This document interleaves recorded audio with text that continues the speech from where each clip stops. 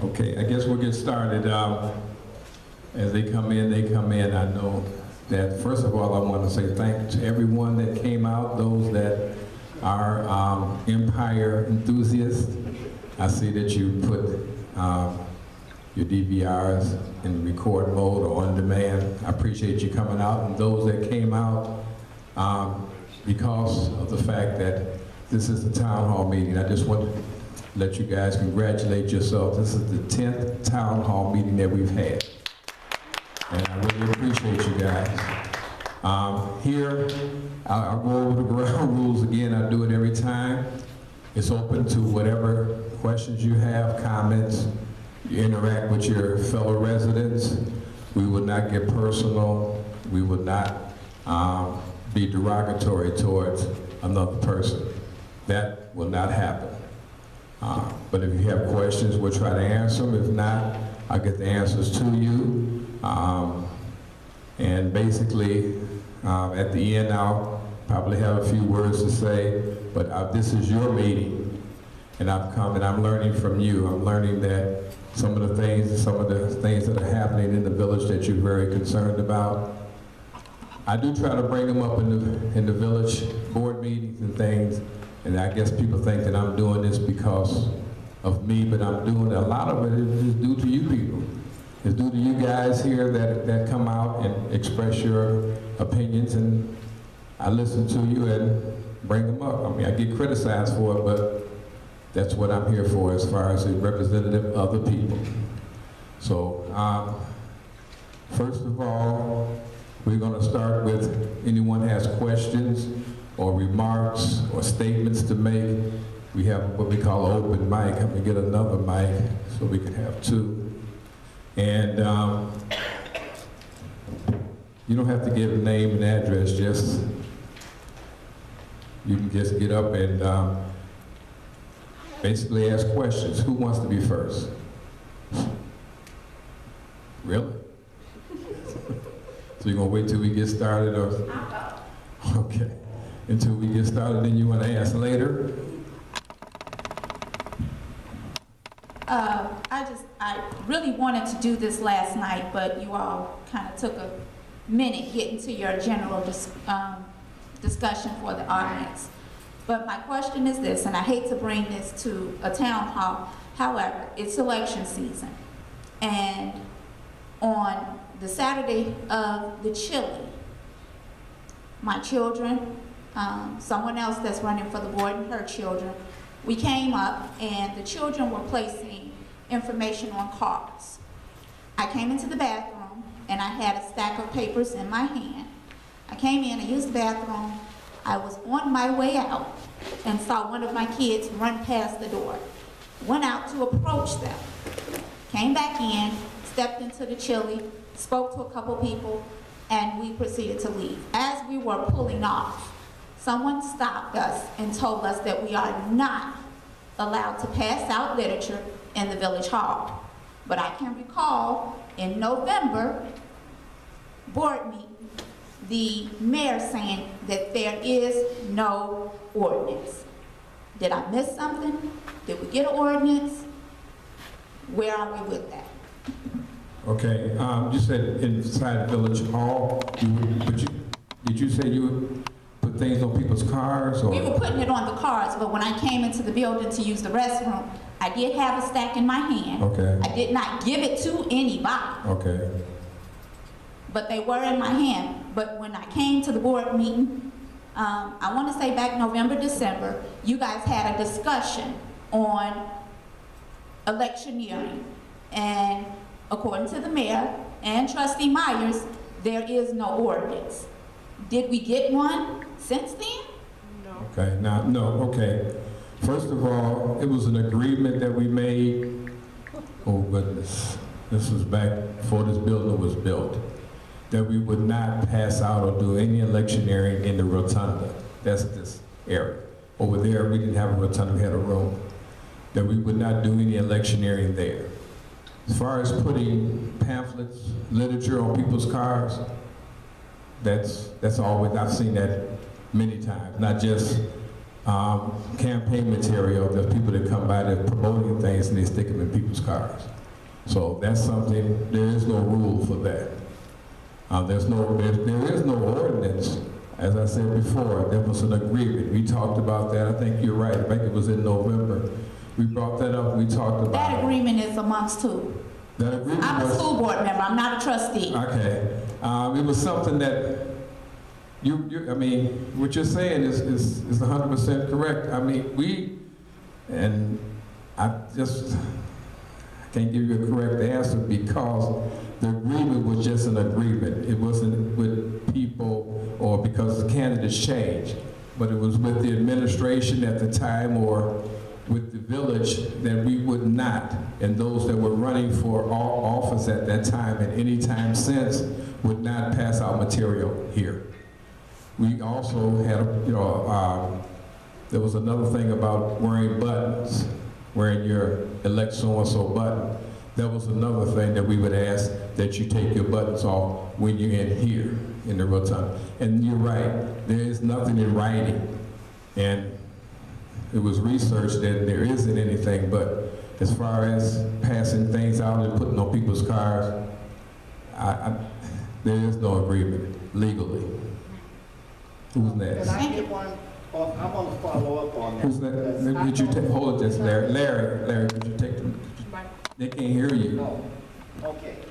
I want to follow up on that because there are policies and things that are out there, as you say, to where there are agreements, and you just stated that there's no literature in the rotunda. But if you have a form, rules are made for that also, from what I see. We did have campaign literature in the form, a form that we had. And I'm looking at it to where, as you're stating it, things are made up as we go along. Because I serve on the senior committee, and it's an organization, and I'm one of the subcommittees that I have a thing that I do on Fridays. But I'm looking at it to where I was told you can't have campaign literature at my function. See, and I'm looking at it to where I like to see where that's written, not to where I hear a word like grandfathered in, from the old days, from the way back when. I've been here 50 years with this, and yet ain't nothing written. See, I'm sitting on a committee of seniors, the oversight committee, and there's no written bylaws that I've seen yet. And I've been on that committee almost 7 years. And I'm going, what are we doing? Making rules as we go along? And this is where you come in with this word, they make agreements as they go along. I want to see things in writing from now on. I want to see procedures with date stamps on them. Because this is outrageous. And especially now that everything's in an election mode, to where people are exercising their rights to go, can't do that. Because they're sitting in higher positions than maybe me. See, because I've been there, and I've never seen nothing. Okay. Let me answer your question, Larry. You said there's nothing in writing and you're on that board. Yes. Then what you should do is talk to whoever's in charge of that board and find out if there is anything in writing. And go from there. I'm sure you can find that out. If it's the senior committee, I'm sure they have bylaws. I'm sure they're written somewhere. I'm serious. I mean, they're written somewhere. And if not, then they need to be established. Okay, who's next? Because I do have some guest speakers here that I want to get into, but right now, who's next? No one?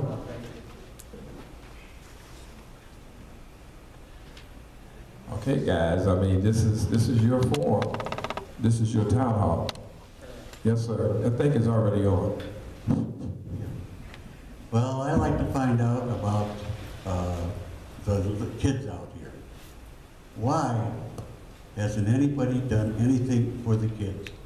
I've been trying to get the baseball together, and I don't hear anybody say, "I'll help you." All I hear them say is, "You can't do it. It's too much money." They won't pay the money out to join the baseball league. But it's not, where are you gonna go and pay $40 and have a baseball league? There's no place at all you can do it. But the only thing is that we need help from others. We need help from the trustees. What can the trustees do? Not once have I heard anything about baseball, basketball, or anything, unless it says, "Oh, we're gonna have basketball." That's it. Now you tell me, how can we have baseball here, and what can you do to help us get it? Okay, now, I beg to differ because at every meeting that we have, even at the town halls, we announce that you guys are recruiting for baseball. We're not. You're not recruiting? No, we haven't gotten anybody. No. Recruiting. Okay, recruiting, Yes. you're talking about, Yes. we want them to join. Yeah, but they that's what I'm haven't. saying. That's announced at every meeting that we have, board or committee. It's asked, you have literature out there. Now let me explain to you about what are you shaking your head, what's wrong? Because the reason for that is they say, okay, fine, they have literature out there, and they say, okay, it costs $100 to join. I've asked different ones around here even said, it's $100. I said, no, it's not $100.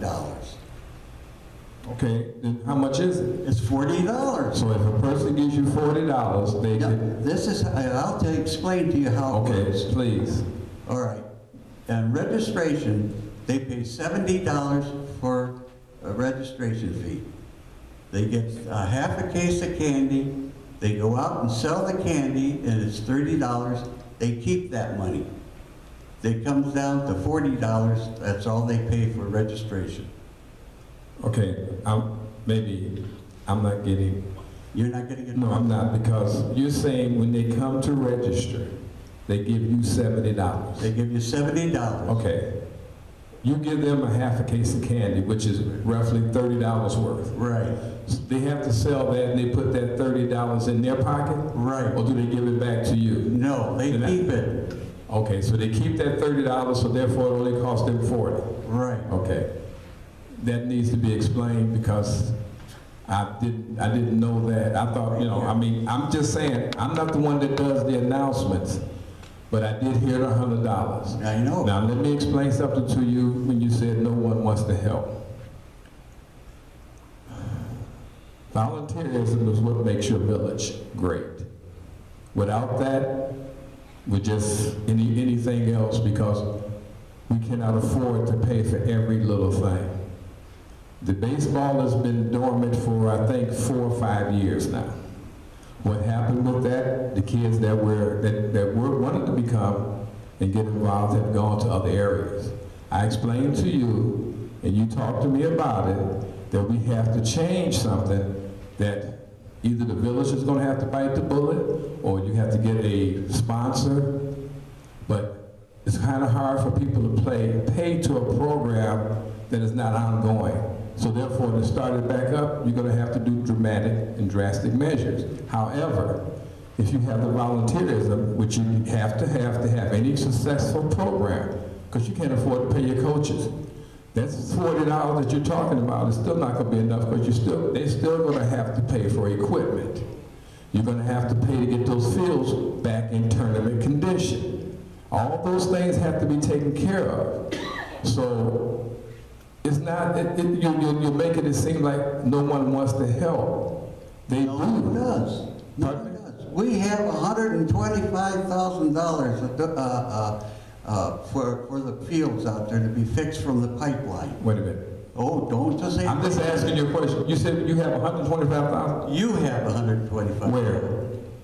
In Parks and Recreation. I handed the money to the mayor personally. You gave, I handed the check to him personally You for the gave- pipeline.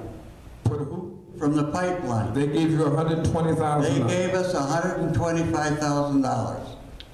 I'm in charge of finance. I never seen that. Never heard of it. If you can't answer the meeting, please let me know, because I will find out. I've never heard that. That's just the first time you said that. Is now that I've heard of it, sir. $125,000 was donated to us. I know It's a grant. It was a grant from the pipeline, not from the governor. No, From the pipeline is Enbridge. Right. Okay. They gave it. I was down there talking to the person in charge. He handed me the check. Okay. I signed over. I gave it to the mayor, and that was it. Wait a minute. They were going to keep $20,000 of that to go into for the 205 or 250,000, the grant that was supposed to come from the governor. It was done, but then again, we didn't get it because the new governor came in and they put a pot. Okay, but let me ask you a question. You said you got a check and you signed it over? I didn't sign the check. I signed a document stating that I received the check. Why would you sign anything? Why was I? Because I was there to pick it up. No, the reason why I'm asking you, why would you sign check or anything that would go to elected official or mayor? Why would they give it to you? It wasn't, I did not sign the check. I signed the document having the check put over to me. The check was then put into the mayor. The check was made out to the village of Sauk Village with Mayor Hanks. And I gave it to him personally. And then they, okay, well, I will check that out, because it doesn't As a matter of fact, I have the phone numbers of the pipeline if you want them. I have the phone number, sir. Oh, okay. But I will do some research. I will get back to you personally, because to me, I don't understand why they would even give you any kind of documents unless you were a village official. I was involved in it because I kind of... No, I'm not asking if you was involved. Why would they give you a check? Because I was the only one down there overseeing what's happening with the pipeline. Oh, they were outside? In other words, they gave you this out at the park? Out there by the light. Okay. All right, well, sir. And I handed it to the mayor. Okay. I'm not doubting that, but I will find out. I will find out. And that's right there. That right there will help out. I mean, yes, it would. If that's the case, yes, it would. Because like I stated before, your fields have to be tournament ready because you have visiting games. You play here and they play here, you know. Well, another thing too is that Public Works is now doing the diamonds. I've talked to Kevin, I've worked with Kevin. So Public Works is doing what, sir? Is doing the work on the diamonds. Okay. They contracted the Public Works out because we couldn't get a private contractor because the Public Works has a union. And if you go through the union, you're going to have somebody in trouble. So, I mean, it's all been done. Okay. It's all been said. I'm going to get on that tomorrow morning, and I will definitely, because I have your number, and I will definitely get back with you, Mr. Sauk. I mean, where did they get the $20,000 to put down for the 200-some thousand? What are you talking about now? They kept 20,000 out of the 125,000 so they could have money to put down for the $200-some thousand grant from Springfield. You don't have to put money down on the grant, sir. I'm wording it wrong. Right. They had it. They had the 20,000. You mean they took 20,000 out of the money? Is that what you're trying to say? They didn't. They held it so we could get $205,000. Then we would receive the $20,000 back. Who held what? Who's what? No, you said they held it. Who held? Who held the money? You said they held it. I'm not that involved. I don't know that. You seem very I'm not a trustee. Okay, but you seem very, if they gave you a check, nobody ever gave me one. So you must be really involved, but... Well, yes, I was. I've been involved with the Sports Association for a long, long time. Okay, well... And I'm involved with it now. Okay. But if we have that money, and if we can get that money, and it's supposed to be strictly for the fields out there, and improving the fields, and doing anything to help out the Little League. And if we have that, and I don't know where it's at, but we should find out where it's at, that would help us out a lot. And that's what I meant by the trustees helping us. Oh, well, the trustees, I'm sure that each one is an individual. It's up to them what they want to do. That's what I was going to tell you, my last thing. anything that Parks and Recs, they have an event, they ask me to be involved, I have no problem. I come to the basketball games. When baseball gets up and running, I'll definitely be there to support that. So the only thing I can do is speak for myself, but as far as your question is concerned, I will definitely find out because now I'm intrigued. I'm kind of, so I'm gonna trace it. As they say, I'm gonna follow the money. Okay? I mean, Okay, I'm just saying, Mr. Sullivan, I will do that. Okay, who's next? Okay. This young gentleman, Mayor, I have no problem with you asking if you're going to answer just that question. Okay. Could you give the mic? I think you're No.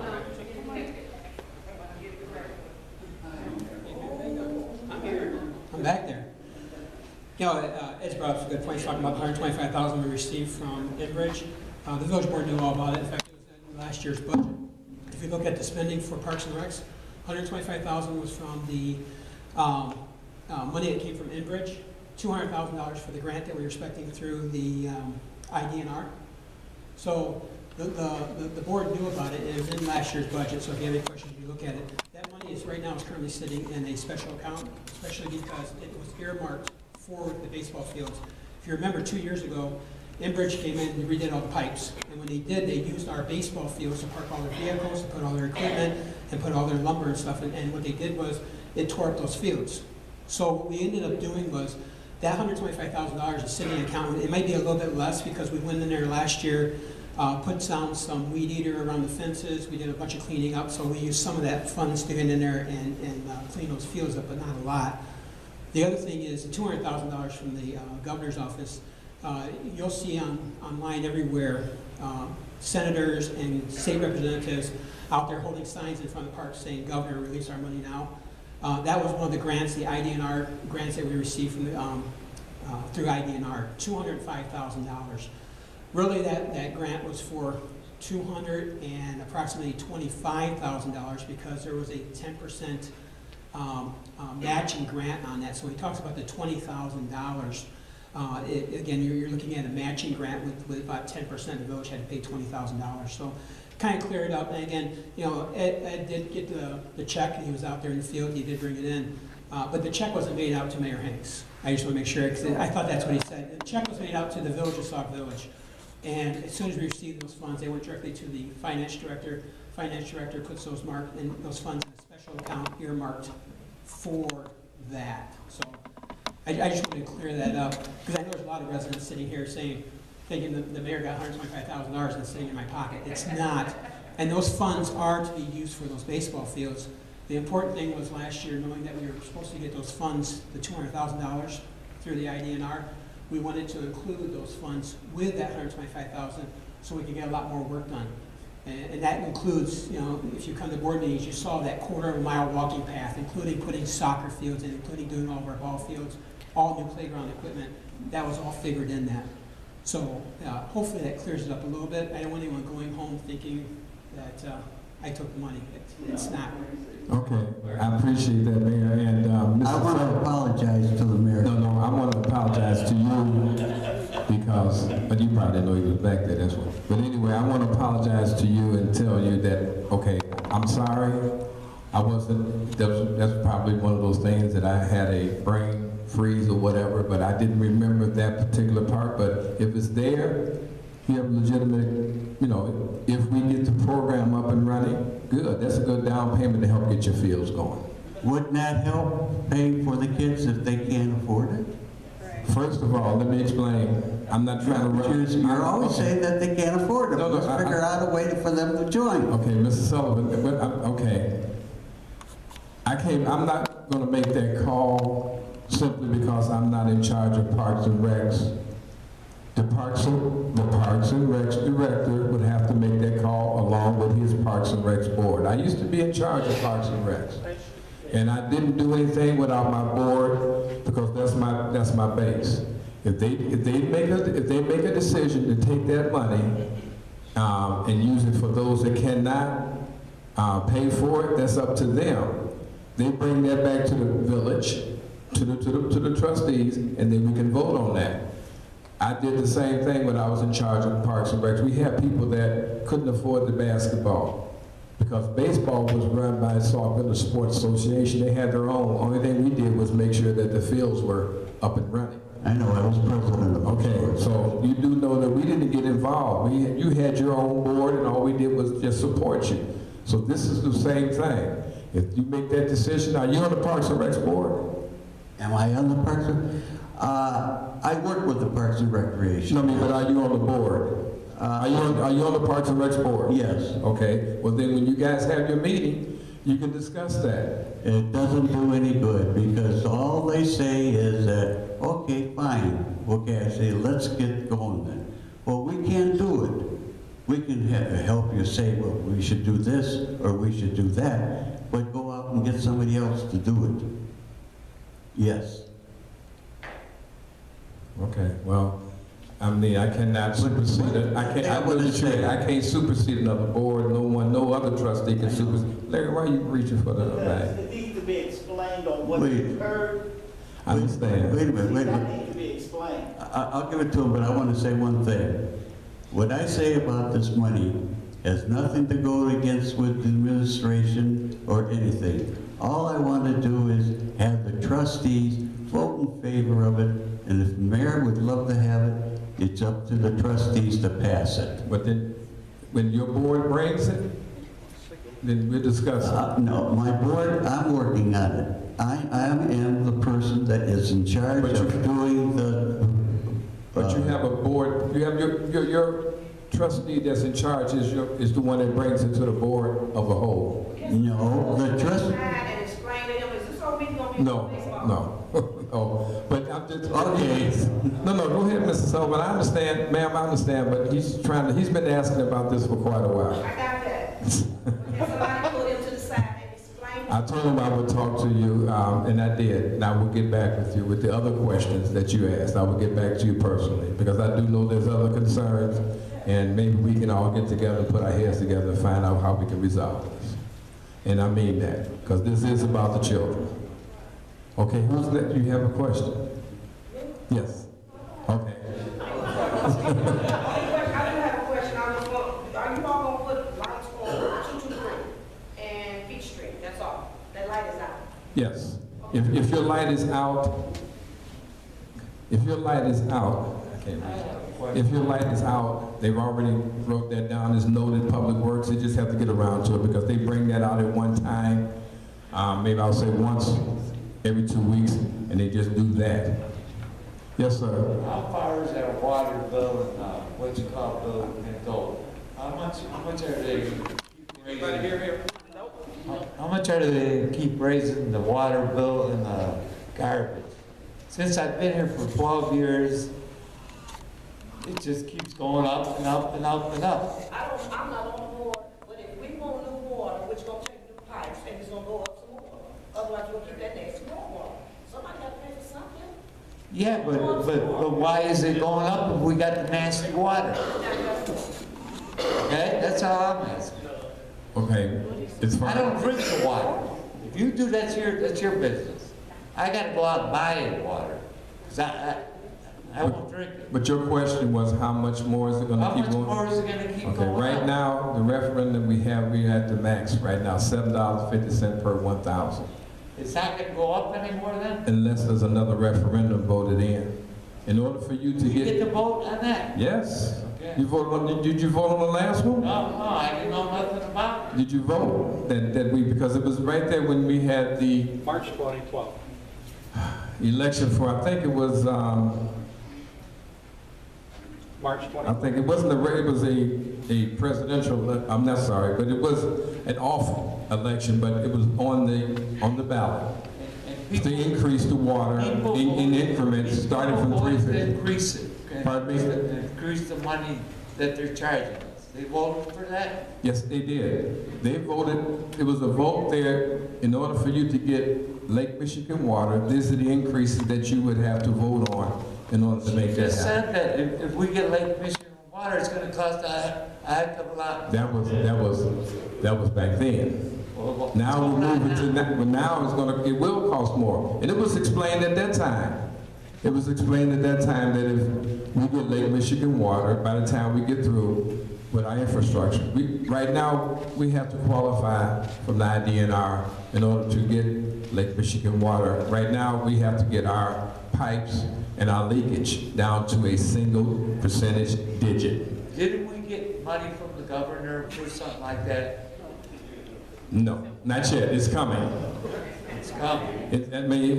Well, we asked for a $4.8 million forgiveness grant. We have a loan right now of almost $5 million that we went out and got and secured for the 3 pumping stations. Well, 1, 2, and 3.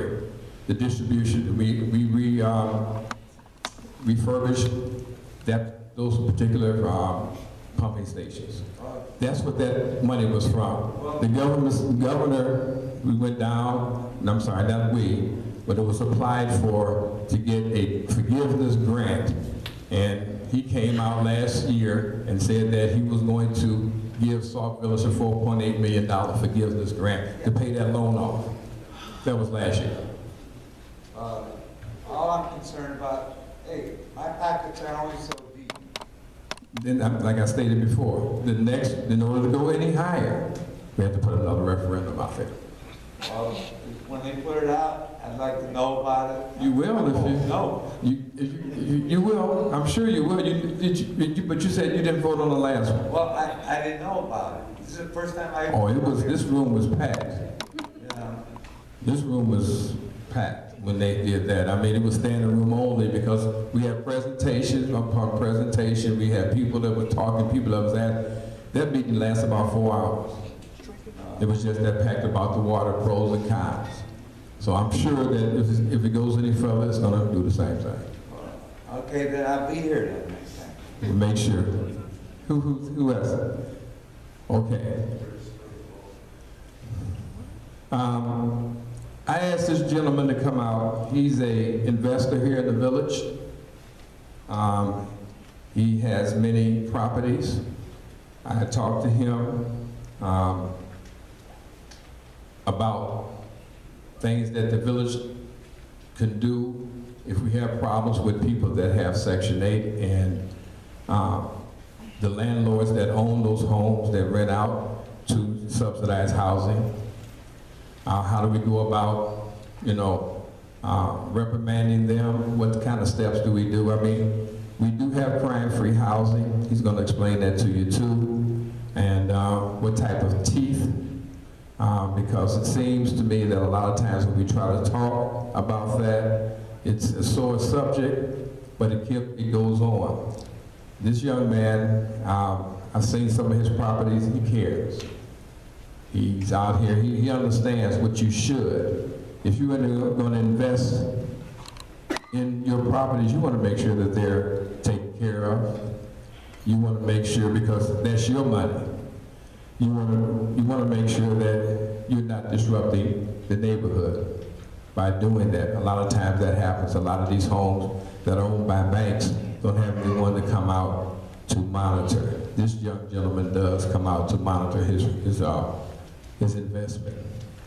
So at this time, he's going to give us a little foresight and a little thing, tips what we can use as a village, and what you can, kind of look for if you're a private, not investor, but a private homeowner. What you should do if you encounter something like that. So at this time, I'd like to bring up Mr. Ed McCracken.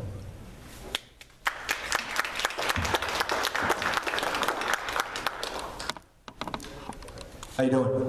My name's Ed McCracken. I own quite a few rental properties out here. I've been doing this for about 10 years. And I came here tonight because I'm kind of like reaching out to you guys to maybe get something going to where we can get something going with the crime-free housing. We do have a crime-free housing program in place. I went to the 6-hour meeting over the summer, and we had some lady from P.L.A.N out there explaining to us about their problems and what they have. And nothing was about crime-free housing. It was about recognizing gangs, what you can do to prevent your house from being broken into, and maybe a little bit on crime-free housing. But I went there to find out how I could put somebody out of my house if they are committing crimes out here. And I didn't find out anything about that. I also do some property management for other people in other cities, and I sat through their crime-free housing meetings, and it has a little bit of teeth into it, to where you have to sign this piece of paper, have this included in your lease, that if your tenant or resident commits any type of these crimes, you have to kick them out. And you know, I would hear like people talking in the background over there about, you know, complaining like, okay, this is to the city, they're saying, oh, you're gonna help me put this person out? Okay, then you're gonna pay for me missing all this rent? And now, me being out here, where I have pretty much every single one of my houses broken into, besides the one by you on Willow Tree, every one of my houses has been broken into. People move out because of that, and you know, it's hard for me as an investor to keep putting good people into these places. So, not my mindset, but another investor's mindset would be, I picked this house up for $10,000, put a couple thousand into it. I'm collecting my Section 8 check every month. Why do I care who I put in this? I'm getting my rent, and meanwhile, it's those people that are breaking into houses doing, you know, and I'm not saying it's just Section 8 people. It could be a cash paying tenant that's selling drugs to pay the rent or doing whatever.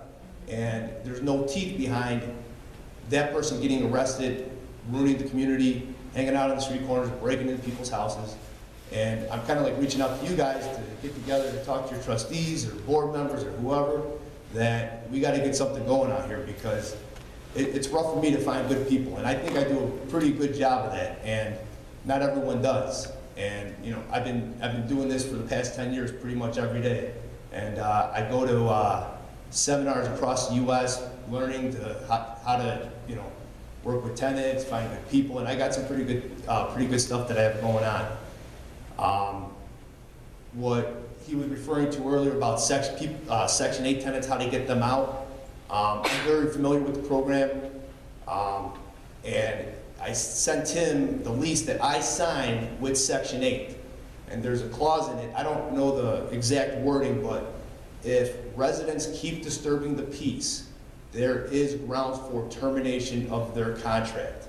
So that's in the contract. Now, whose job is it to put them out? I don't know. I would refer back to the landlord. But from, I guess you would say, a bad landlord's perspective, or investor's perspective, is I'm getting my rent. Okay? You know, so he can, you know, use the excuse of, I can't put them out. It's in your lease, you can put them out. Okay, well, what's Sauk Village going to do to me? Nothing. So, and then I also talked to a couple cops out here, and they don't know anything about the crime-free housing. And, you know, something has to be enforced. I love what I do. I try to rent to good people, and I did rent to one person that was very, very bad. And I didn't know. They got arrested a couple times. I didn't know about it till they moved out, till I had to evict them and everything. But when the cops came by later, he's like, yeah, man, that guy was one of the biggest thieves in Sauk Village. I'm like, I feel bad because I have all my stuff broken into. Now for that person to be doing it to other people because of me, I felt bad. But there was nothing I could do about it because I didn't know. So, you know, me going to this 6-hour meeting, all right, if someone commits this crime or whatever, whatnot, I have to put them out. And there was maybe about 15 other landlords there. And, you know, and it's not those landlords you have to worry about. It's the other landlords that are not there that you have to worry about putting random people in houses, not doing their proper checks, you know? So, yeah, I don't know. I'm here to reach out to the trustees or board members. If you guys ever need any help, this is what I've been doing the past 10 years, every day and night. Are you registered with our police department? With my houses or what? Yes, under the crime-free housing that we have here in the village. What I did was I signed that piece of paper, I registered all, I don't know if it was called registering. I put down the list of all my property addresses, and what was supposed to happen is they were supposed to send me a card in the mail if someone in one of my properties did something wrong. Becky Salisbury is the one that's over crime-free housing. Becky Salisbury. Yeah, Salisbury. She's over that to where I was a housing started that crime free housing some years ago, and we had it to where it's a voluntary, Yeah. to where you go in and register your home with the police department. The people who are volunteering is not the one you gotta worry about.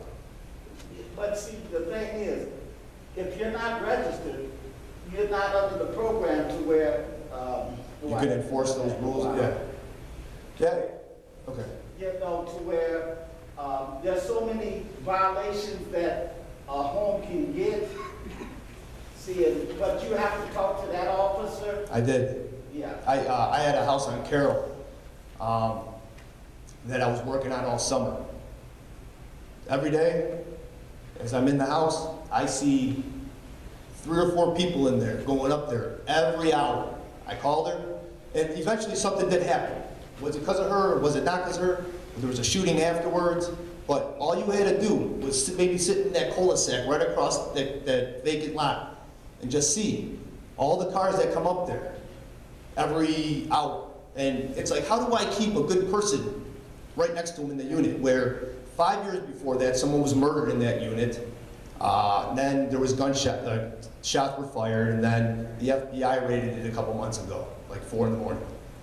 It's like, how do I combat with that landlord that just puts whoever there? So volunteering, yeah, it's a great idea in thought, but and the people who are volunteering is not the ones we have to worry about. Like other places, my best friend was a cop in Park Forest. I spoke with I ran into the deputy chief who's in charge of everything, and I explained to him, I'm in Sauk Village, we just got some crime-free housing, blah, blah, blah. And they have a really good program going on over there. And he's like, I actually came to talk to Sauk Village. This might have been 5, 10 years ago, where he came and talked, and they just kind of blew him off, he said. But the Park Forest one, I was in court before where I seen a landlord evicting the Section 8 tenant because they committed a crime there, and under Park Forest's crime-free housing, they had to put him out. Have you spoke with Gary Holcomb, head of housing? I spoke with Debbie over there. Yeah, I spoke with her. I told her about everything, and then I was supposed to get his number from her. I never got his number, but this was 2-3 weeks ago. So, but I would love to work with whoever, because I have a lot invested in here, and like, I don't know. I don't make money by combating evil with evil. I'm not saying that everyone's evil, but how do I keep somebody in that their house was broken into a couple times, and you know, it's tough on that person. So it sounds to me like what you as an investor in the village wants is an ordinance With some teeth. that all rental properties must be listed under this crime-free zone, so that all rental properties, if you're going to rent, and in order to rent it, you have to get Yes. You have to get a certificate of occupancy. Well, we do that already. You can't get that certificate of occupancy for your rental property unless you're on this list. Yeah. So that's basically what you want. So we obviously need the Housing Commission to present the proposal for an ordinance for this. I love that idea. He was next. Yeah. I have a couple properties, and the thing is, if it's up to the landlord, that's all fine and dandy. That's all good, but if the landlord, see, you want this person out so bad, and you don't want to, a lot of landlords don't want to give that person a bad rap because they want them out. They want the next landlord to take their responsibility. And that happens way too often. So you can put all the plans in place. If you don't hold the landlord responsible, that's where it's going to stop at. The tenants are going to be tenants. If you're going to, if the tenant tear up the home, if the tenant not paying their rent, and you just want them out, and you see a number come across your phone for a reference. Oh yeah, nice tenant, everything. Yeah, take them in because you want them out. That's where it got to stop at. You have to be honest, and you're going to have to be accountable and follow the 60 days, put the 60 days in with the... What's the 60 days? Okay. You got 60 days. You have to give them a 60 days eviction notice. With the... I never heard of a 60-day notice. Oh yeah. There's a 5-day, wait, to pay rent? No. They have 60 days to evacuate the property. And you file it with Markham. There's legal papers that you can file that you have to keep a paper trail month by month, day by day, everything that's going on. You put it, if they don't want to answer the door, you take a picture as you putting it in the mailbox and you send it in to Markham, and you have to have a lawyer on it at all times. That's the only way you can do it. There's a 30-day notice. I never heard, a 60-day notice is if you cancel somebody's contract in the middle of a year lease. There's no such thing as that. The 60 days is because you want to be ahead of the game. If you give them 60 days, you don't have to wait another, because see, they could wait another 30 days after your 30 days. You want to get ahead of the game so you don't have to wait. So wait another 60 days before you collect the rent? I never heard of 60 days. There is a 60 day. It's in your favor because you give them enough time and you don't have to go back. Because if you give them 30 days, you expect them out in 30 days. They have another lease violation, is 30 days notice. Like, hey, here's your 30-day notice. You have to be out of this property. Exactly. Okay. But you can't. Then I go to file a court, which is always 3 weeks later from the date I went to court. If you knowingly, you can file it in 60 days. That way, am I still accepting rent from them while I file the 60 days? No. Okay. They're not going to pay you anyway. That's why you want to put them on. But the way it works is, if let's say the rent's due on the 1st, I give no grace period. The second day comes. Where's the rent? Okay, here's your 5-day notice. After 5 days, I can start the eviction then. That's how it works. It's not 60 days. Yeah, but the court won't put them out in the 30 days. They're going to wait. Okay. This is how I've probably had about 6 evictions. One of them was unsuccessful. The way eviction works in the time frame is that I'll use the example again of okay, I didn't get my rent on the 1st. The 2nd comes. Here's your 5-day notice. I can go to court on that 6th day, file the eviction. I will not get a court case for 3 weeks later. So if the sheriff serves them the piece of paper, which if they're a professional tenant, I guess you can call them, oh, I see a sheriff here, I'm not gonna answer the door. So they didn't receive paperwork. My 3 weeks later goes by, I go back to court, the judge says, yeah, okay, no service. Okay, then you have to appoint a special process server. And then that person sneaks up on them, hey, you've been served.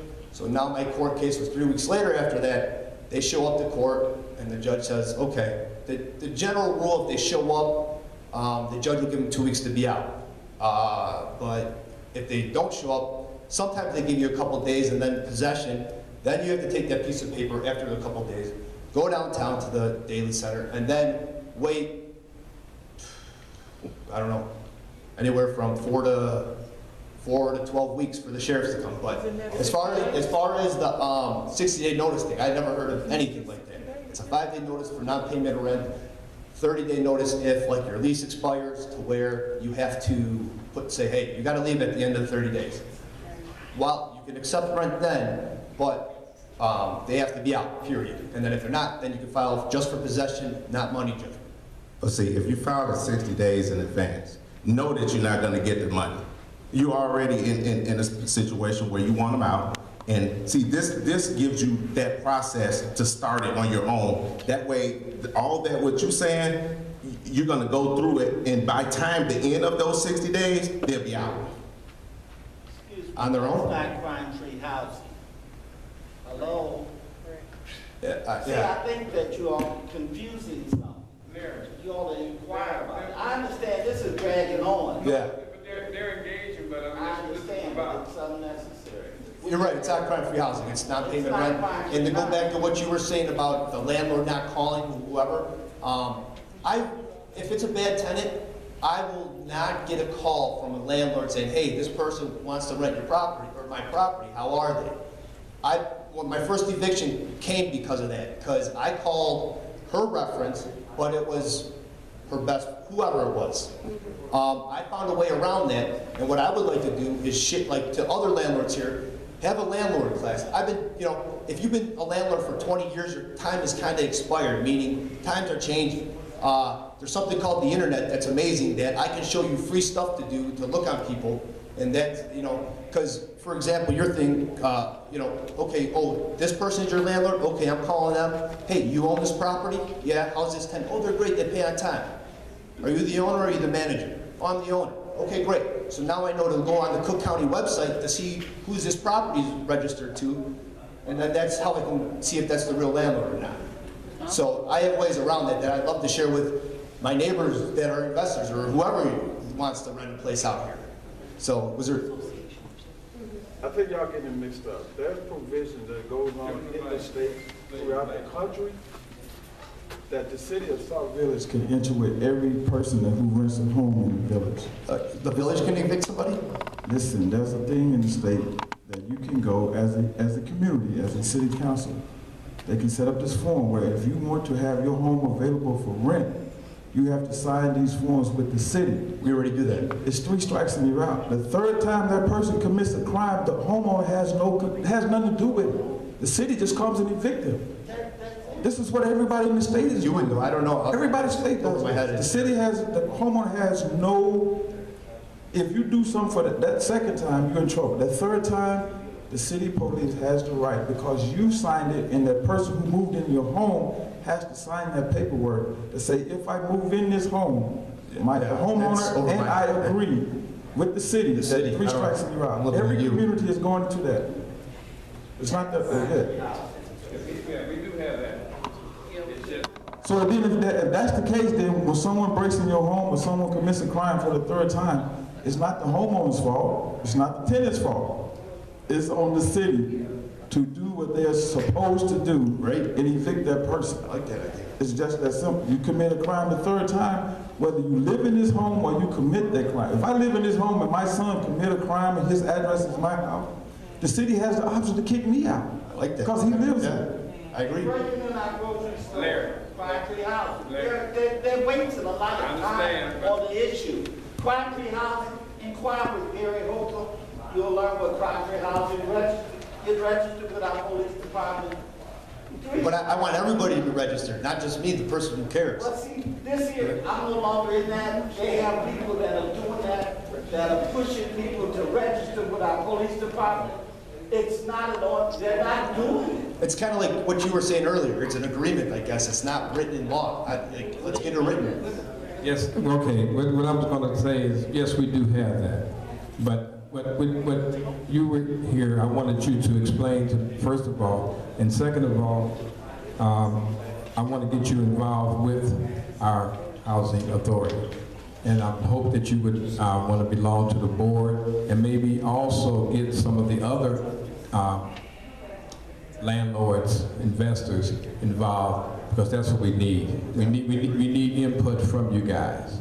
And I really appreciate you coming out and explaining to them some of the things that, some of the prevails and some of the problems that you may have with some of your tenants, and kind of let them know it's not just, you know, you do care, you're out there all the time, but however, you're not a psychic. You don't know who it is once they get in there. You don't know what they're going to do and how they're going to take care of things. So, but we do have a lot of things in place. Crime-free housing is in place after the third strike, as you was stated. We can put them out. It has happened out here. Maybe not with yours, but it has happened. So, we really appreciate it. Is this pertaining to this, Deb? Okay. I really just want to make everybody aware of the fact the reason why you have a mayor and 3 trustees here that cannot answer to this is because it's a violation of the Open Meetings Act. I'm sure they're biting at the chops trying to answer these questions for you, but they can't because we have a quorum right now. So they can participate in the meeting, but they cannot answer it. However, at the end of the meeting, they can. Or if 2 of them were to leave, we would no longer have a quorum and they would be able to answer your questions. Does Trustee Washington have something she'd like to say? Trustee Myers has something? Trustee Poskin and the mayor, but in the interim, I would like to say, we do have a crime, no, please don't cut me off because you don't cut anybody else off. I didn't, I thought you were through. I'm sorry. Housing ordinance on the books. However, we are not a home rule community. Home rule communities have much more, they're able to put teeth in their ordinance and they're able to enforce it. We are not a home rule community. It's in the hands of the police department right now. Your questions can be better served. The Housing Commission did their job. They went out and did the research, and they created the ordinance. The board did their job, they passed the ordinance. However, now it's in the hands of the police department. The police department needs extra personnel to work with this ordinance. And there's things that we need that this village cannot do, because we're not home rule. But she's on it, and she would be happy to talk to Trustee Washington and Mayor Hanks at the end of the meeting. Oh, 2 left. Okay, 2 left. Okay, only thing I'm saying is this, and I'm gonna say this one time. We're here to listen to what the audience has to say. Please stay on that particular, we go off, yes, I will say something, because we're not here for we're here for you guys. So, yes, Mayor. I just want to clear something up real quick. Crime-free housing, we do have an ordinance in the books, however, right now it's placed on hold. And I'll tell you why, it's because the crime-free rental property housing ordinance was challenged in the courts. Currently, right now, only home rule communities can have the crime-free housing ordinance. What we have is a volunteer, if any landlord's going to come and submit their properties and keep it on file, we allow them to do it. But I would encourage you to write your senators, because currently right now, Senate Bill 1496 is in the Senate right now, and the bill provides any non-home rule community or municipality may adopt a crime-free rental housing ordinance for the purpose of reducing crime in residential areas. Currently, the home rule communities only have this authority. So while we do have it on our books right now, currently we're not enforcing it because it was challenged, but we are pushing on our senators to pass Bill 14, Senate Bill 1496. So if you're in contact with your senators, your state representatives, please write to them and get that bill passed. Thank you. Okay, you can open the door and let them back in. I really feel honored that we have 3 other trustees and the mayor here. I must be doing something right. Yes, ma'am. Debbie, please. I'm just saying this is okay, but we're not gonna do that. Yes, ma'am. Just to say something. Wait a minute. I need to get your microphone. Oh.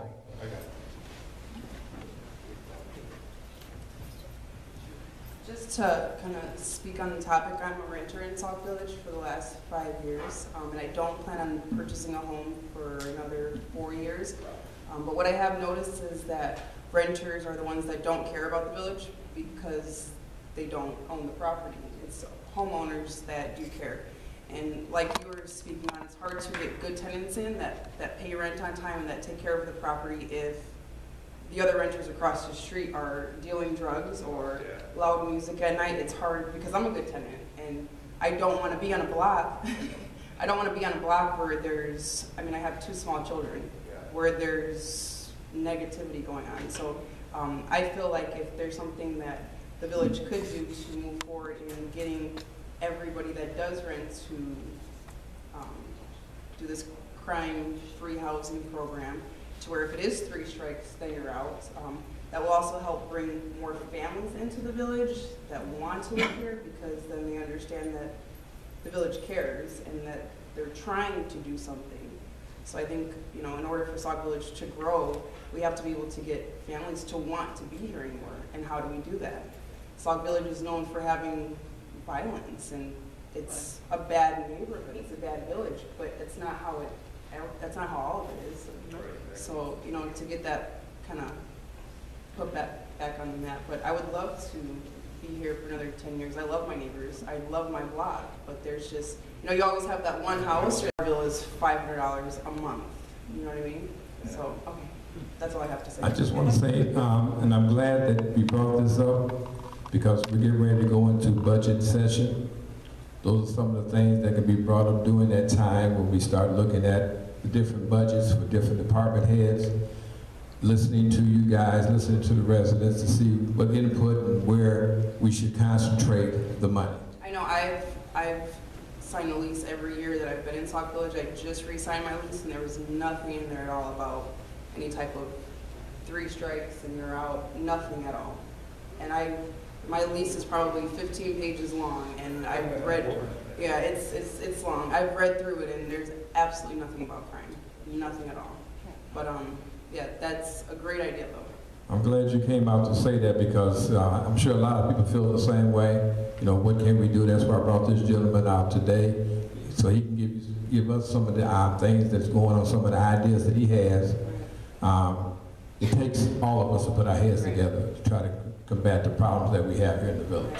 It's not just one person, it takes a bunch. Yes.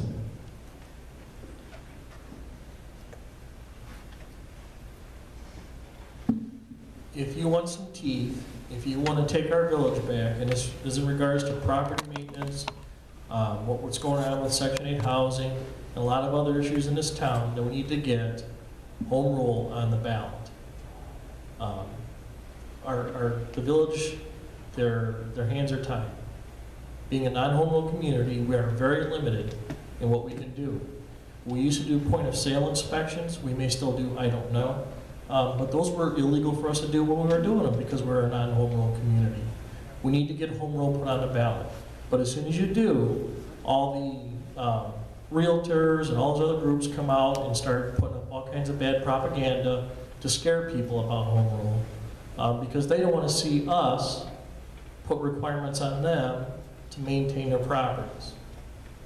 Another thing too that I'd like to say is that, I know the village is, strapped with money and situation, everything. But when someone moves out of the house or someone moves in, back 5 years, I don't know, maybe a little bit longer, I had to have a Sauk village inspector come out, look at everything, and then make sure the housing quality was okay, meaning I can't have a big stain on my carpet over here, screens missing, they got rid of that. And I used to have to pay $50 for that inspection. Now when someone moves out, I have to have someone, I also had to have a furnace inspection also, which is $50, $100, whatever. Now, when someone moves out, I have to have someone that inspects my electric, inspects my plumbing, inspects my, roof, and that stuff's all fine and everything. And then now it costs me probably $400 every move out I have. Yep. But no one questions the quality of my housing. I could be missing screens, holes in my screens. I can have carpet tore up, but I would still get approved for occupancy. And it's like, what kind of person's going to move in a house with, carpet stains, holes in the wall? No one checks that. I understand with the money situation, but I wouldn't mind paying $100 or $150 for a Sauk village inspector to come out to question the quality of my housing. Hey, you have paint chip in here, this or that, and it would still be cheaper than having each one of those inspectors come out and inspect, because now I still have to pay all the inspectors, and I still have to pay the $50 that I used to pay to have a Sauk village inspector that comes out. That doesn't come out anymore. So, no, that's a great idea, and like I said before, this is budget time. I mean, we've cut some of our departments down to the bone, where you're absolutely right. And we used to have more inspectors, but now we don't have them. That's something that, again, that we could discuss at the budget time. To, like I said, we need to throw money at things that's going to enhance this village.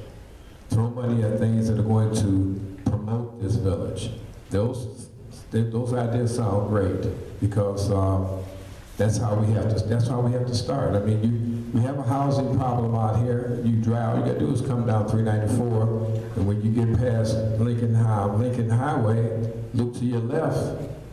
So those are some of the things that we need to look at to find out what those costs are. I know everyone is talking about water, but we need to look at other things to make it more, enhance Sauk Village more, so we can attract the businesses, we can attract people to come out. It's been a long time since they built out here, but they're still building around in other areas. So we can, if we're gonna throw money around, let's do it in a way that is going to enhance, upgrade, and update this village. And I appreciate that. I appreciate those that had comments about that, because believe me, as was stated before, you got your trustees here, you got your mayor here, they're listening. They're listening to what you have to say as far as what you would like to see and how you would like to see this village move forward. Is there anyone else? Really? Okay, I'm gonna take a chance. Yeah. Well, as long as I got the mic. Because I'm not looking for, okay. Okay, One last comment. I'm tired of hearing how we don't have enough police officers. When you look at the number of police officers for the population of this community, and you compare it to other communities with similar crime statistics, We are not understaffed. I think what we have is a management problem, and that needs to be addressed. That's enough said there. But, and I just, you know, I just have me, myself, I like to have, for instance, and my for instance would be how many police officers are in Flossmoor? You have an idea? We have 2 on duty, occasionally 3. And how big is their population? Population is the same. Okay. All right. Okay. She's first.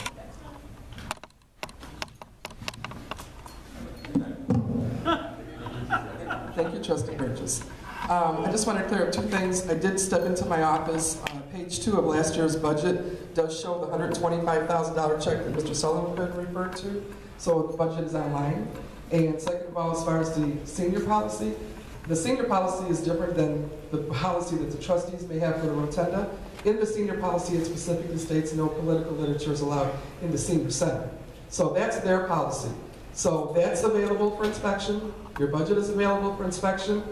And the $125,000 was discussed at budget meetings. Those minutes are also available for inspection. I'll be happy to provide them for anybody who may want them. If you need clarity, this is a town hall meeting. We're a little bit, some of the people that want to speak here can't because of the Open Meetings Act, but if you need clarity on something that's been stated, there's almost always a policy, ordinance, or minutes that reflects to what you're hearing. And I would be happy to provide that for you. Thank you. Okay, thank you.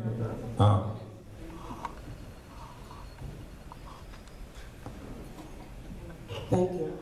It's really encouraging to see so many new faces out here. And speaking on behalf of campaign literature, what I would like to just invite each one of you as you're leaving out, I'm not going to distribute. However, this edition of Sauk Talk is sitting right back on the table. And as you are leaving, I would invite you to pick up a copy of the Sauk Talk because it has the bios of all of the candidates in this document. It's not being distributed, but I would invite you to look at the one for Martha Campbell Pruitt. That's right, Marv. Because it's great. Thank you. That's right, Marv. I know that's right. You need your plug in. I was going to say something about that, but I'll leave that alone. Judy, you have something to say. Yeah. First of all, it's a little scary seeing everybody here, simply because the last time that happened, we were in behind the chopping block for the Open Meetings Act. So I hope it doesn't happen again. But I want to bring up something that came up at the board meeting last night that has been bothering me. It bothered me before the meeting, during the meeting, and after the meeting. And it's still bothering me.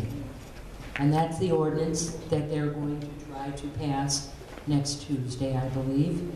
The ordinance creating the position of a village administrator and the ordinance creating position for the director of public safety. I don't have a problem with either one of the positions. My problem is that you put a block on hiring. We're making cuts every place we can. They have cost initiative on the agenda every board meeting. They're trying to figure out grants. They're trying to figure out ways to get us to move forward because of money that we're not going to receive from the governor or from the state. Everything is, you know, tighten your belts, cut down your departments, cut down this, and let's disintegrate that. But now let's talk about hiring a village administrator and a director of public safety. For the past couple of years, we haven't had either one. We've gotten through without it. It's the idea of paying a lawyer to get both of these ordinances together so that they could read them over and then pass this next Tuesday. This costs money. Those lawyers didn't do that for nothing. We've got people on layoff. We're not considering bringing them back. We're on a freeze. We've got one of the people that's laid off that was making money for the village and what she was doing with the ordinances. But she's still laid off. But we're gonna bring somebody else in and we can't pay them. We don't have the money. The cuts that the governor is making is gonna cost us an additional, quote the mayor, $500,000 a year, possibly, if he doesn't change his mind. That's a lot of money. That means tax increase. That means a whole lot of things to us. Why are we talking about spending more money? And if it's just to have it on the books, that doesn't make sense either. Because I was taught, if you pull your gun, you're gonna shoot it. Why do we have to have it on the books when we're not gonna be able to use it for quite some time because of the way finances are? And I think, and you hear it each time, we're here for you and you and you, the residents. But I don't feel we're being heard. Things are being done without us saying, wait a minute, wow, what? This came up so fast, and why? Why the expediency? Why now? And it puts a lot of questions in my mind, and it makes me think of a few years ago that weren't too good. And I'm hoping, and I pray that it isn't a repeat of some of the stuff that went on then. And those are the things that have been on my mind. Do I hear what's going on the street? Of course I do. So does everybody else. Do I believe it all? No, I don't. I came to the meeting to ask the questions. But I'm still uncomfortable because I didn't get the answers that I felt would alleviate. I still don't understand what the expediency is in these two ordinances. And why right this minute, why next, bring it up this week, and next Tuesday we're gonna pass it. For what? I just, you know, and I don't know if anybody else feels the way I do. I think we're spending money we don't have without, I don't know. I was told at a board meeting, the trustees are the ones that handle the money. They're responsible for the money that is spent for the village and what goes out, etc. That's the trustees because they have to vote for that. And so if money is spent, you blame the trustees because they voted yes. So we're spending money for attorneys, we're spending money for this, we're spending money for that. I didn't hear anything come up. And I'm sorry, but I very rarely get any of the financial stuff in the back at a board meeting. If it's out there, people get it before I do, or once in a while I get it. But then you need to read that and understand it before the first thing at that meeting is questions from the audience. Well, I don't know about any of you, but I can decipher that and get it in my mind and everything while they're doing the pledge. So, I think people have to think about it. If you don't come to the meetings, they are on the internet, the P.L.A.N page, videotapes every meeting, and it's put on the P.L.A.N page without anything done to it. And you need to start asking questions or you need to come to the meetings. But, and I hope you understood what I was trying to say.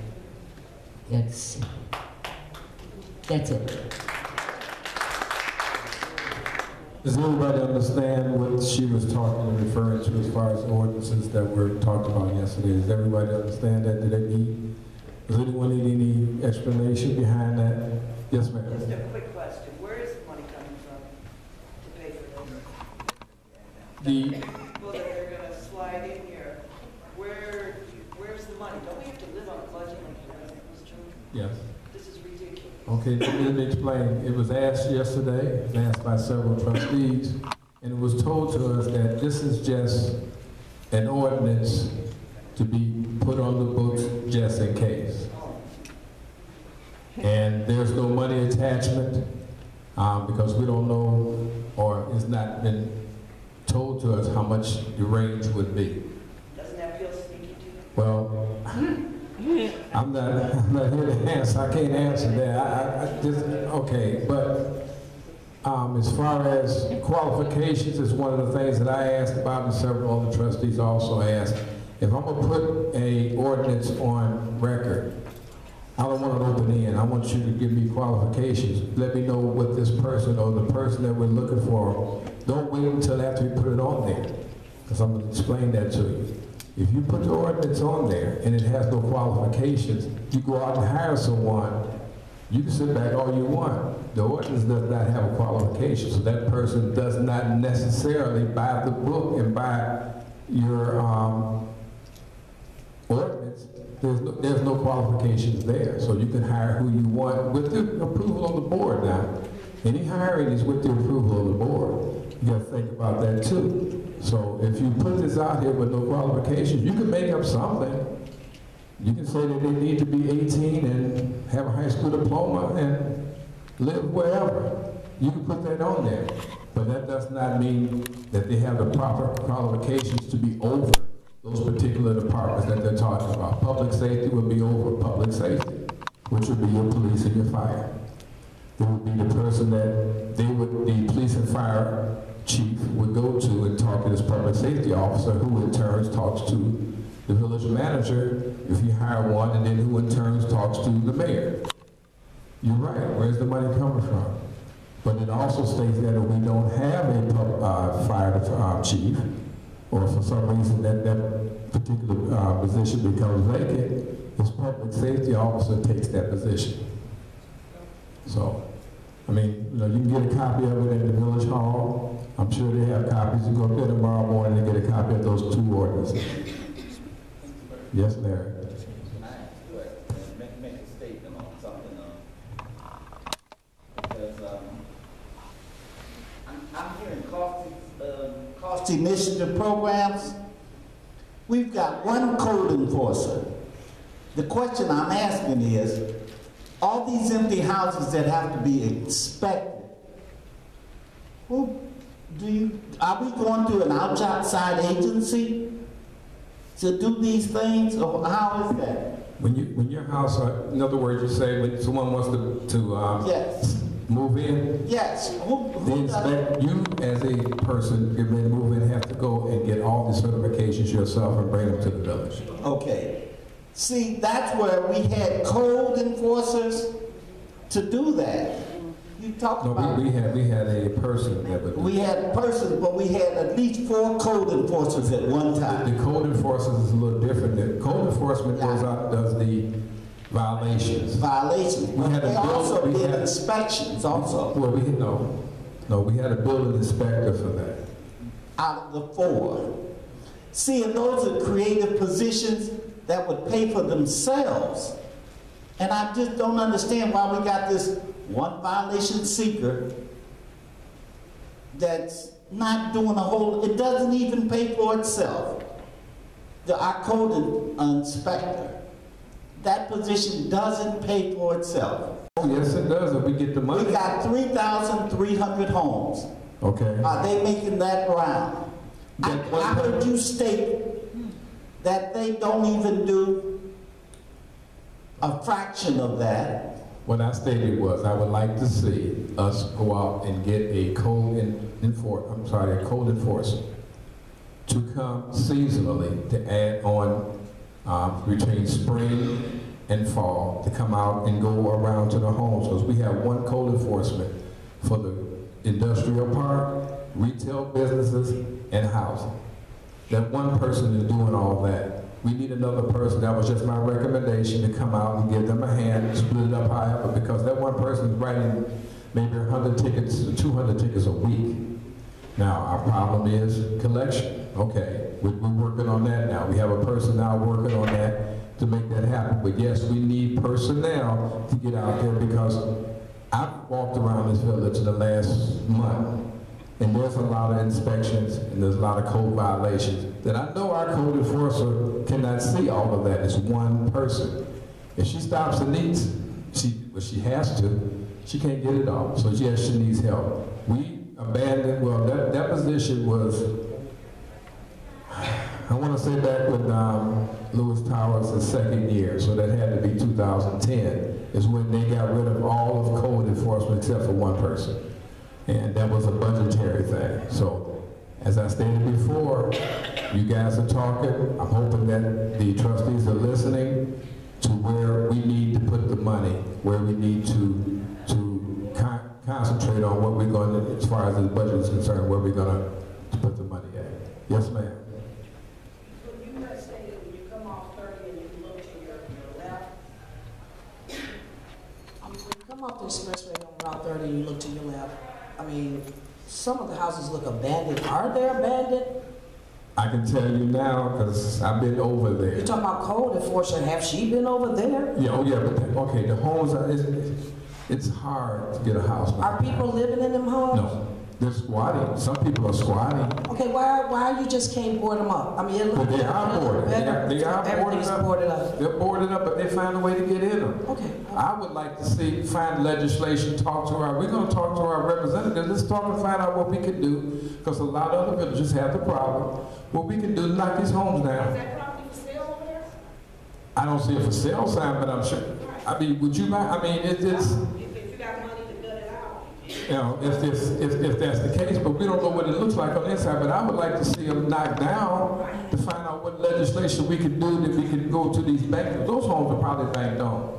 I mean, because that's the first view you see. Yes, it is. Absolutely. I call them lean-tos, because they're leaning towards each other. And then you have a group of them right there. You know, people were talking about, okay, let's put a fence up. But that's putting a Band-Aid over whatever. They still have a problem, because those people that live on that street, which is Peterson, has that problem. I was talking to neighbors just the other day. Can you do anything about that? Those are the things we need to put on the books so we can knock them down, level them, or whatever. I'd rather look at an open field than look at a house that's abandoned, because anything can be in there. I'm coming home from night. It's been there a while. Yes, it has. It's enough. Yes, it is. Somebody, y'all stop putting it on the books, and somebody gonna do something. I don't know. So that's why that's it. Put the Band-Aid on it, better than nothing. But what you're saying, that's why I have these meetings, so people can hear exactly. Because when I say it, it seems like, but when you know, because that is a problem. Because when not only that, you live across the street from that, you come home at night thinking everything is okay, and they sneak up on you because they were sitting there watching, or they sitting there watching you as you leave. And God forbid your neighbors say, I didn't see anything. But you have to find another solution, considering there's no money in the account. Fuck that. I don't know. Well, that's why I say you have to prioritize. Yes. Where's the mic? Right here. I'm through. Okay. How did the mic get from over there? I had a question. Okay, go ahead. Then she has a question. Okay.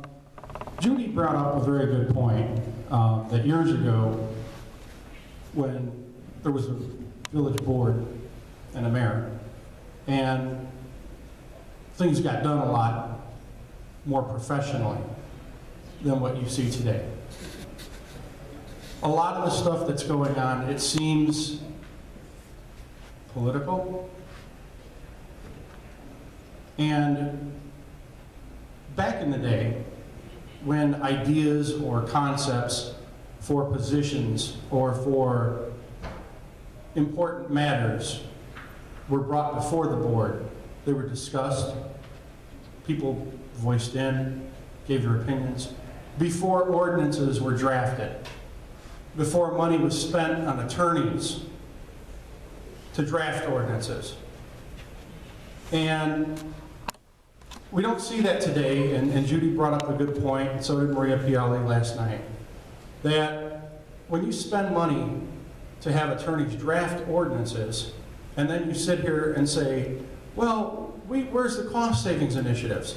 Well, there's one right there. Discuss matters with your village board, all of the members, Ask them for ideas, ask them for their thoughts on matters before you draft ordinances and spend money. There's a cost savings initiative. That's all I had. Thank you.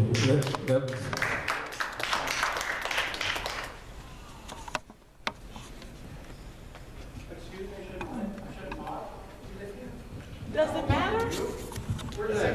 Okay.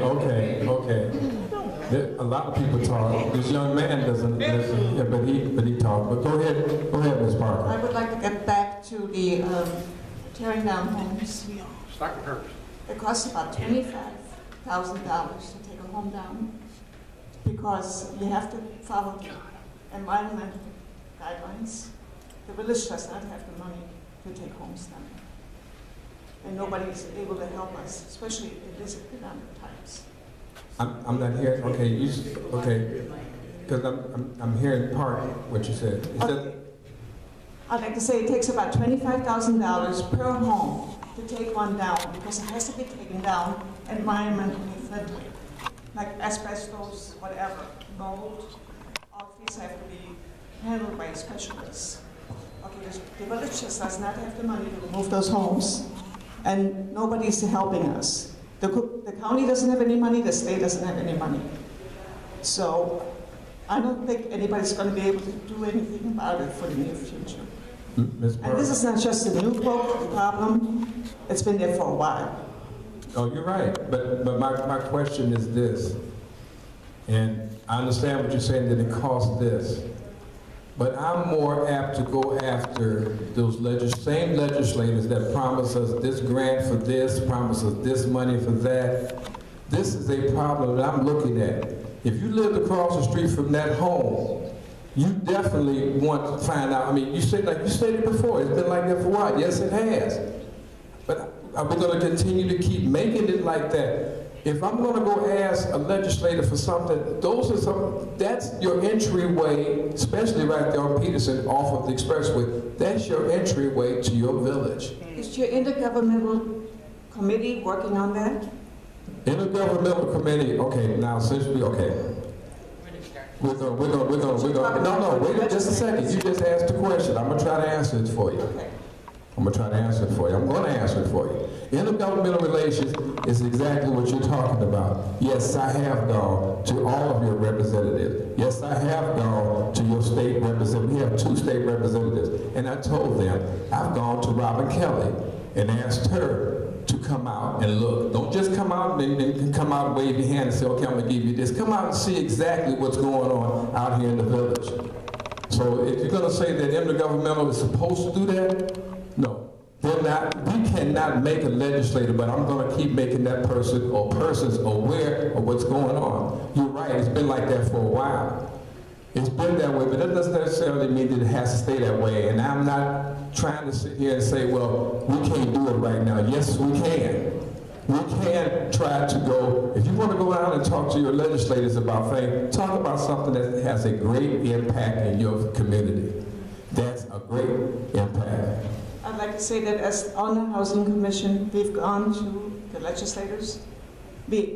Sheriff Dodd was going to bring out his task force to take the homes down, but everything has been pulled because there's no money. Okay. Go ahead.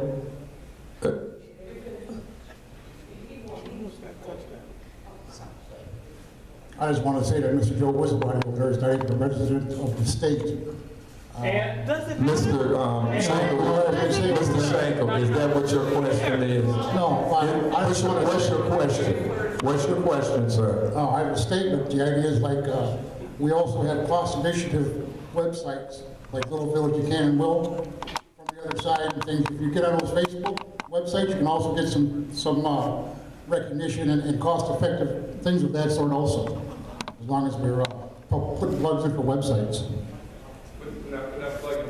Yes, we did. Who? Okay, I'm not a money person. I don't know where the money comes from. I don't know where the money goes. I'm not pointing no fingers, whatever. But if the mayor don't have it, can we do a chain of command like the military? Go to the governor. I don't know, but I know if kids happen to just get an idea, go back there and play, we might have death on our hands. Yes, you will. somebody gotta pay for something. America's still running now. Money is somewhere. I don't know, but we don't have any. So do we use our chain of command? I don't know. I'm ignorant in this field of money. When you beg for something, when you out there asking legislators for certain things, you concentrate on certain things. Now, at one time, way back when, we concentrated on water. You saw what happened. They promised everything was a big political.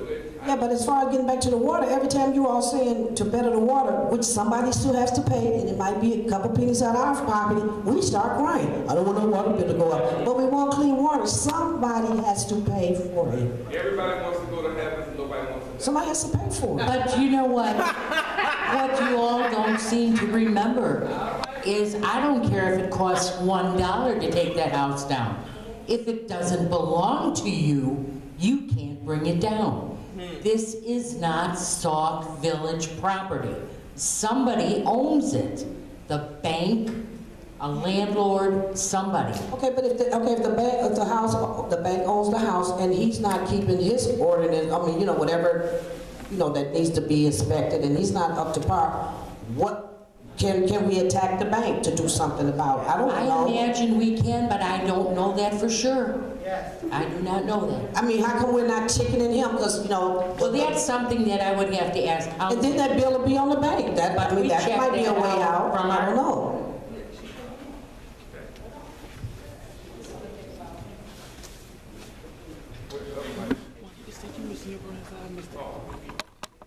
For 13 years, I worked with a real estate office that sold bank-owned properties. And it is a tricky, tricky business. It takes forever because, especially since 2008, when the foreclosures went up the air, it's hard to get a foreclosure through the court system.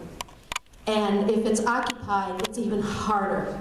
We had a house that was assigned to us to monitor through the foreclosure and through the eviction.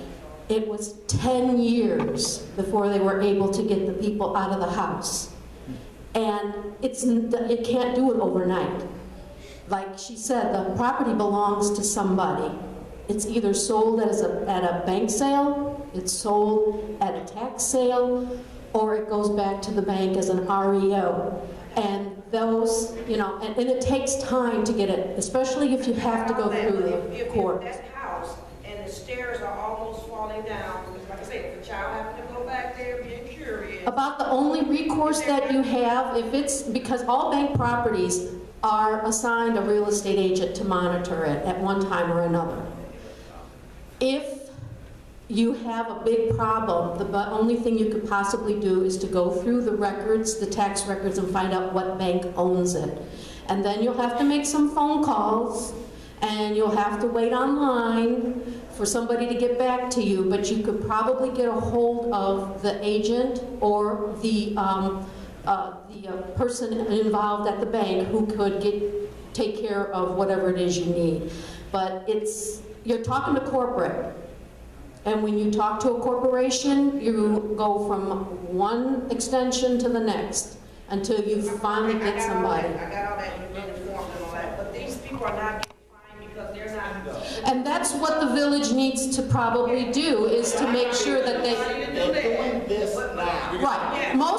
Most villages do fine the properties. We have had to pay fines in order to get the properties on the market, because they won't even let you put a for sale sign up until you come in and you pay all these outstanding fines, thousands and thousands and thousands of dollars, as well as make the repairs that need to be done for you to put the property on the market. So yeah, it can be done. It's just that it takes time to do all this stuff. Mr. Burgess, are these people getting fined? I mean, year after year after year, because whenever somebody step up and do their responsibility, that'd be like petty cash, because they have to pay that money before they sell it. It's just something to think about. Now, what you just said is correct. They're being fined, but they're not paying until they sell that property. Fine, but keep fining. But my question is this. Okay, we sit here and We can go back and forth. Bottom line, we have legislators out there. We have lawyers out there. I don't know, I'm not a lawyer. You know, I don't know all the ordinances and resolutions, but that's what we pay people for. My thing would be, years ago, it took us about a year. I don't know how long you've been out here, but it took us about a year to knock that gas station down on Sauk Trail. 1 year. We were back and forth, going back and forth, back and forth. It took a year to level that. All the paperwork. That was just one gas station. That's the game. That's the game. So that's what I'm looking at, to try to find out what legislation that we can put in place, and that we can have some teeth. We can go back to these so-called representatives and say, hey, this is what we want, because this is our community. When you drive in, because if we don't get it to where it's conducive so a business to come out, they go to the next. The problem will spread. No, not just spread. What will happen is that retailer or that investor will go to the next red light, which is down on State Road. They'll still get your dollar because you're going to go down there and shop. Yep. They'll still get your business because you're going to go down there. I want them to stop. But Mr. Burgess, it's like, well, we look at that property, well, we ain't got to cut our grass. Sauk Village ain't going to do nothing to us. Look at that property. We don't have to, you know, put some flowers. I understand what you're saying, and that's why I want them down. That's why that's why I would like to see if we can enact some type of legislation with the help of our legislators to have some teeth to either knock them down, hold somebody accountable. I hear you talking. How long have, and I'm not... It's been a while. How long have y'all been talking? We've talked about it all the time, but as was stated before, it's held up. I'm tired of let's make the legislators, the ones that we put in there like you do us, hold them accountable.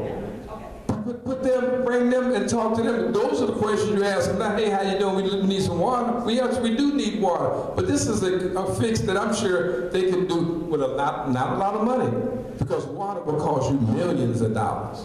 This is something that you can do if they enact and they can enact legislation. I'm talking every person that's so-called representative of Sauk Village. You have state senators, you have state representatives, and you have a congressman. Those are your representatives of your village. They represent you. They get paid from the same tax money. So those are the people that we have to go to. Okay, I know it's 8:45. I appreciate everybody coming out. Today, I think it was very, very enlightening. We did get a lot of questions asked and answered. And I just want to have one comment before we get out of here. I know a lot of times, well, here recently, and then also this time of year is election time. Only thing I have to say about that is this. Please do your homework. You know, don't just because he looks good, sound good, or whatever the case may be. This is your village. This is when you have a chance to speak as a taxpayer, as a voter, as a villager. Election time. This is when you say, I'm okay or I'm not okay. This is when you speak. Use that. People died back in the day to get a chance to vote. Now you have that chance. Please come out. Please show your representation. Please vote. Whoever, that's no problem. But at least come out. Don't wait till after the fact. Show your support. That's when you show your support at the polls. Please, guys, come out and vote. Again, thank you very much for coming out. And we will have another town hall meeting next month, third Wednesday of the month, same time, same place. Thank you very much.